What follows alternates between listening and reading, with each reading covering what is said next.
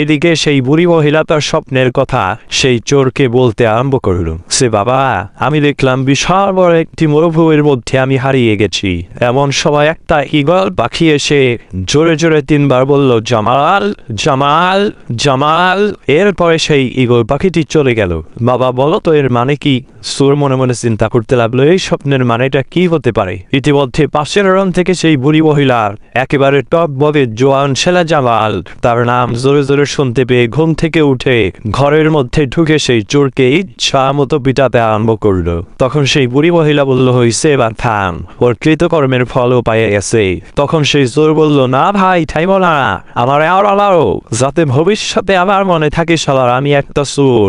স্বপ্নের ব্যাখ্যা করার কোনো জ্যোতিষী না।